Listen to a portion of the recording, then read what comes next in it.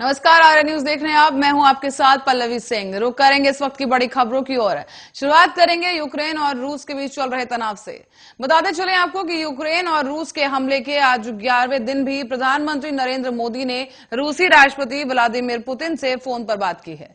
PM Modi ने Putin से बात की और इस दौरान यूक्रेन संकट को लेकर करीब 50 मिनट तक ये बातचीत हुई है।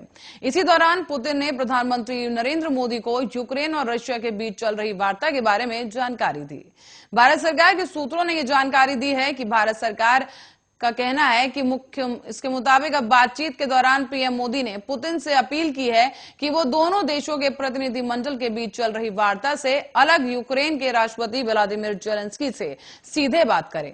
इस दौरान पीएम मोदी ने रूस के सीजफायर के ऐलान करने और लोगों की निकासी के लिए सूमी समेत यूक्रेन के कई हिस्सों में मानवीय गलियारा बनाने की तारीफ भी की।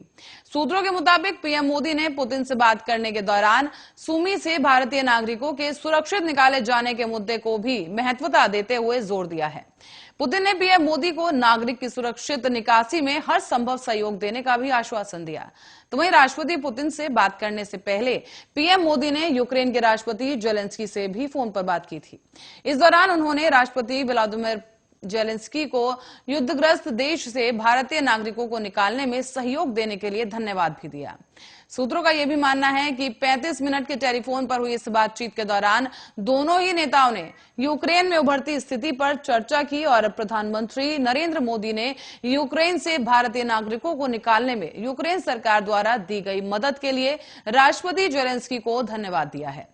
आपको बताते चलें कि 24 फरवरी को रूस की ओर से कीव पर सैन्य हमला शुरू कर दिया गया था, जिसके बाद से ही यूक्रेन के नेता के साथ मोदी की ये दूसरी दौर की बातचीत है।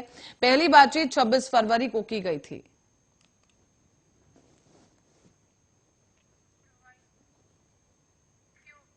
पिछले 10 दिनों से यूक्रेन पर लगातार रूस के जोरदार हमले जारी हैं, लेकिन अब रूस की तरफ से सीजफायर की बात कह दी गई है। उम्मीद ये की जा रही है कि अब आगे बातचीत से ही पूरा मामला सुलझाया जाएगा। लेकिन इसी बीच यूक्रेन के राष्ट्रपति व्लादिमीर जेलेंस्की का एक बयान सामने आया, जिसमें उन्होंने कहा है कि यूक्रेन के झंडे पर कोई खून के दाग नहीं है। यूक्रेन के राष्ट्रपति जेलेंस्की ने इस दौरान रूस और पुतिन पर निशाना साधते हुए कहा है कि हमारे झंडे पर काले धब्बे नहीं हैं और कभी नहीं होंगे। कोई स्वास्तिक भी हमारे झंडे पर नहीं है। यूक्रेन का झंडा एक जमीन है जहां शांति है, जो उपजाऊ है, और यहां कोई टैंक नहीं है। हमारा आसमान शांतिपूर्ण साफ नीला बना हुआ है और वो भी बिना रॉकेट्स का है। ये पहले था और आगे भी ऐसा ही रहेगा। बताते चलें कि जेलेंस्की लगातार रूसी सेना के आगे मुकाबले में डटे हुए हैं और हमला शुरू होने के बाद से लेकर अब तक वो दुनिया भर के तमाम बड़े देशों से बात कर चुके हैं। वहीं जेलेंस्की ने पहले से ही ये साफ कर दिया था कि वो रूस के आगे कभी भी घुटने नहीं टेकेंगे। इस जंग के बीच हुई बातचीत के दौरान भी यूक्रेन के डेलीगेशन ने किसी भी शर्त को मानने से पहले सीजफायर की मांग रख दी थी। इसी के बाद अब आखिरकार रूस ने यूक्रेन में कई बड़े शहरों में सीजफायर कर दिया है।